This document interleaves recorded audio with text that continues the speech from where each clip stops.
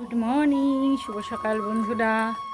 বৃষ্টির পরে একটু রোদের দেখা মিলল অনেক দিন পর। আশা করছি সকালে ভালো আছেন, সুস্থ আছেন। আমিও ভালোই আছি। আর এখন সকাল সকাল যাচ্ছি আমাদের সবজি বাগানে, যাই কয়েকটা মিষ্টি কুমড়োর ডোকা কেটে নিয়ে আসি। দেখুন পাখি ডাকছে কি সুন্দর। তো বন্ধুরা, কয়েকদিন পরপরই এই মিষ্টি কুমড়োর ডোগাগুলোকে কাটা হচ্ছে, আর যতটা কাটা হচ্ছে তত আরও বেশি ডোগা হয়ে যাচ্ছে। তো এত কচি কচি ডোগা মানে দুদিনের মধ্যেই মনে হয় বেড়ে যাচ্ছে। তো একদিন কাটতে, এই যে আজকে কাটছি, আবার 2-3 দিন পরেই দেখা যাবে সেখান থেকে আরও কচি কচি ডোগা বেরিয়ে গেছে। আর মিষ্টি কুমড়ো হয়েছে দেখলাম, একটা কিছুটা বড় হয়েছে একটা কুমড়ো। তো সেগুলো দেখে দেখেই কাটতে হচ্ছে, কারণ যদি ফল হয় সেই ফলওয়ালা ডোগাটা তো কাটা যাবে না, এই জন্য দেখে দেখে কাটতে হচ্ছে। আর কী পরিমাণে জঙ্গল হয়েছে দেখুন, গাছটা দিয়ে তো পুরো হয়েছে, গাছের নিচ দিয়েও প্রচণ্ড জঙ্গল। তো জোকের ভয় লাগে, যেহেতু বৃষ্টি হচ্ছে তো ভয়ে ভয়ে আমি যাচ্ছি। আর এত সুন্দর কচি কচি লকলকা তাজা এরকম মিষ্টি কুমড়োর ডোগা, কোনো সার ছাড়া, জৈব সার, তরকারি খোসা টোসা দেওয়া হয় গাছের গোড়ায়, কিন্তু কোনো রাসায়নিক সার ছাড়াই যে এত সুন্দর মিষ্টি কুমড়ো গাছটা হয়েছে। আর আমরা বাড়িতেই নিজের বাড়িতেই এরকম নিজে হাতে কেটে কেটে খেতে পারছি, এটাই বিশাল ব্যাপার। কুমড়োর থেকেও ডোগাটা খেতে বেশি ভালো লাগে।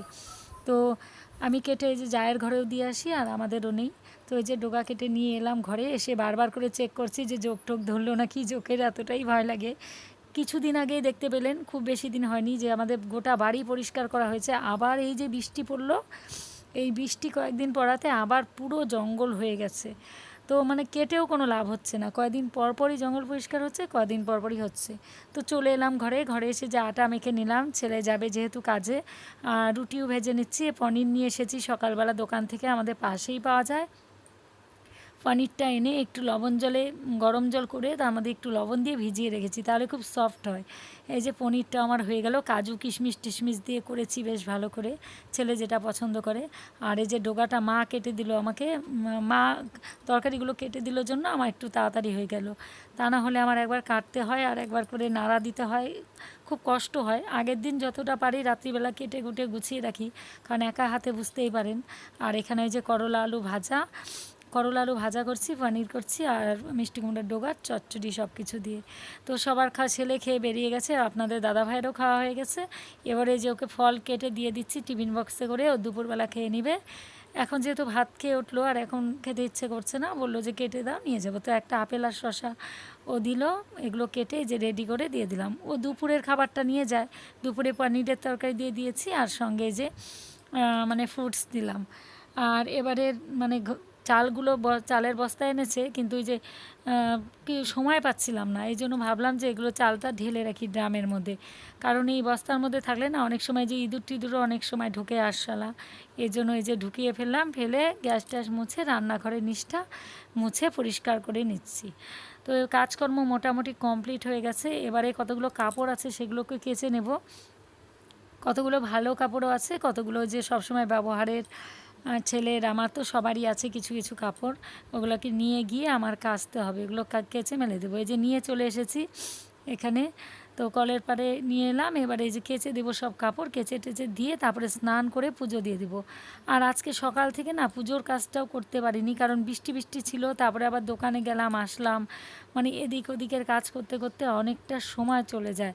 আর গতকালেরও কতগুলো ভেজা কাপড় ছিল, সেগুলোও মেলে দিতে হলো।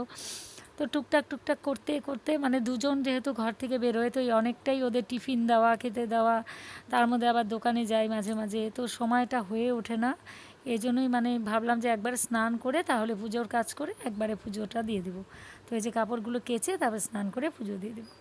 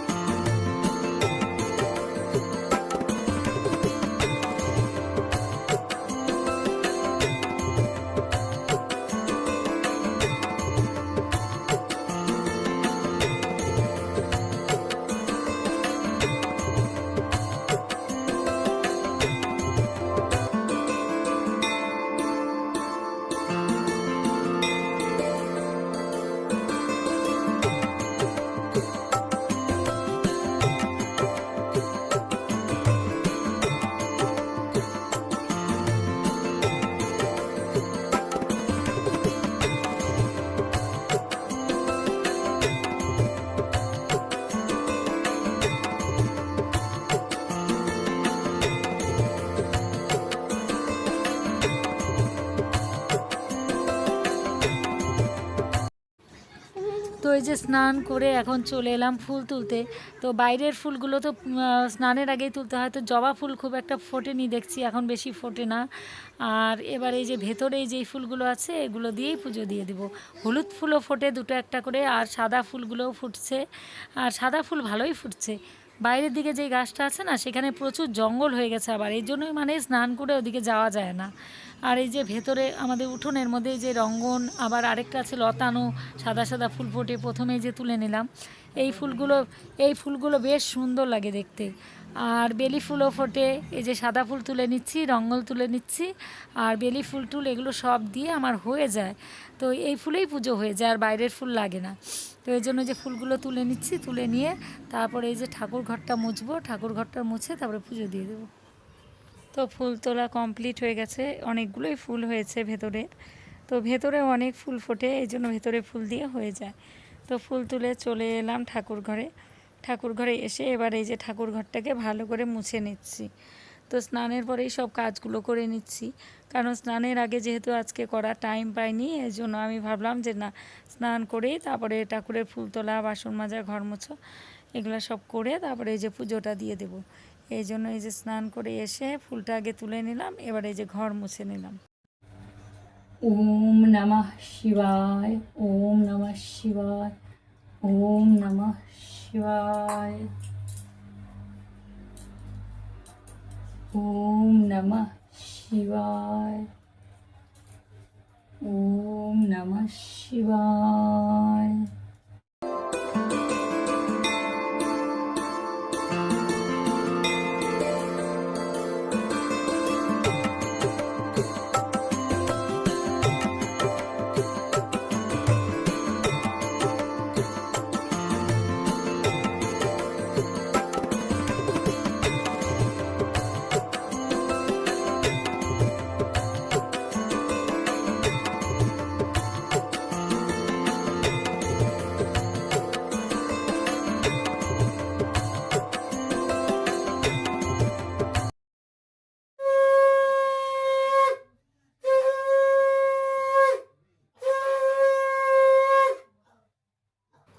তো ঘরের পুজো কমপ্লিট করে এবারে চলে এলাম তুলসী পাটে।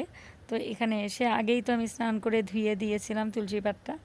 এবারে এই যে ধূপকাঠি আর ফুল দিয়ে তো তুলসী পাটে পুজো দিয়ে দিচ্ছি। তুলসী পাটের পুজো কমপ্লিট করে এখন এই যে সূর্য দেবতার প্রতিদিন প্রণাম মন্ত্র বলে সূর্য দেবতাকে একটু প্রণাম করে নিই তুলসী পাটে পুজো দেওয়ার পর।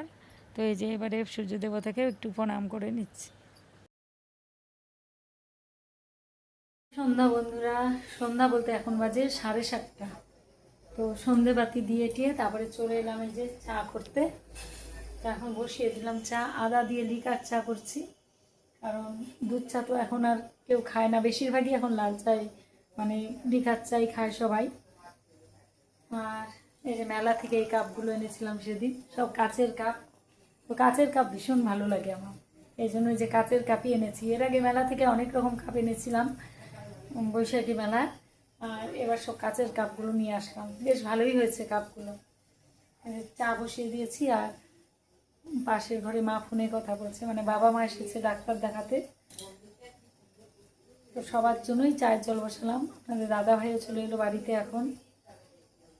এই যে আম এনেছে, কেমন হবে জানি না, নতুন বেরিয়েছে, মানে নিচ্ছে অনেকেই নিচ্ছে, তো দেখা যাক খেয়ে কেমন হয় না হয়। তা আনালাম এগুলো। এই যে বেলটা মামা বাড়ির থেকে এনেছিলাম, এটাকে তো এভাবে রেখেছি, এখনও তো পাকেনি সেভাবে। তো এই যে বৃষ্টি বৃষ্টি ওয়েদার, গরম পড়লে ঠিক পেকে যেত, কিন্তু যেহেতু গরমটা ঠিক মতো পড়ছে না জন্য এই যে এটা পাকতে দেরি হচ্ছে। সন্ধেবাতি দিয়ে এখন সবার জন্য চা বসিয়ে দিলাম। লিকার চার মধ্যে একটু আদা দিলে বেশ ভালো লাগে খেতে, তাহলে এই জন্য একটু আদা দিয়ে দিলাম।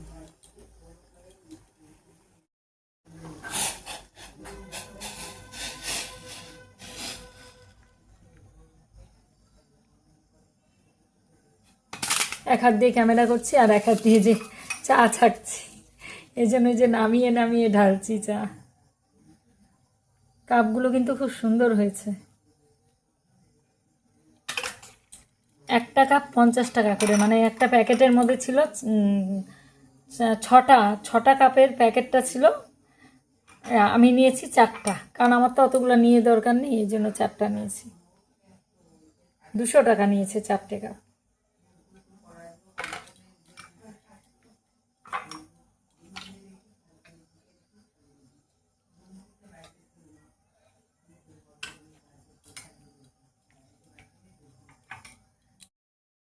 চা নামিয়ে নিলাম, আর এই যে এখানে চানাচুর আর মুড়ি। তো বাবা আর মাকে এই ঘরটার মধ্যে চা দিয়ে দিলাম, কারণ এখানে টিভি দেখছিল বসে বসে, আর মা ফোনে কথা বলছিল। বন্ধুরা, চা নিয়ে চলে এলাম এই ঘরে, আপনাদের দাদাভাই চলে এসেছে। তো বাবা মাকে দিয়ে এসেছি ওই ঘরে, আর আমাদের এই যে এই ঘরে নিয়ে এসেছি চা।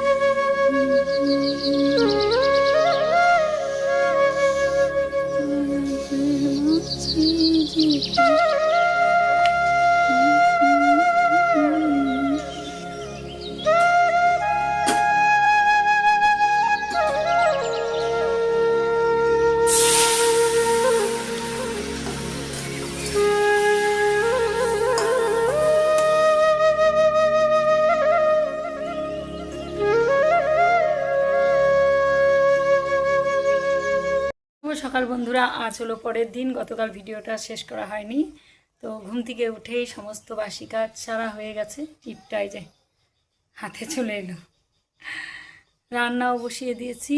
তো কি কি হয়েছে আপাতত দেখাই। বাজারে গেছে মাছ নিয়ে আসবে, তো কি মাছ আনবে আনার পরেই দেখতে পাবো। তো যা যা করলাম দেখাচ্ছি। ছেলে আবার খেয়ে বেরিয়ে যাবে, এই জন্য ঝটপট করে যতটা পারলাম করে নিলাম। তো এই যে এখানে করেছি গরম গরম ভাত, এখানে হচ্ছে আমের চাটনি এটা, আর এখানে করেছি রুটি, ছেলে নিয়ে যাবে টিফিন আর মা খাবে সকালে।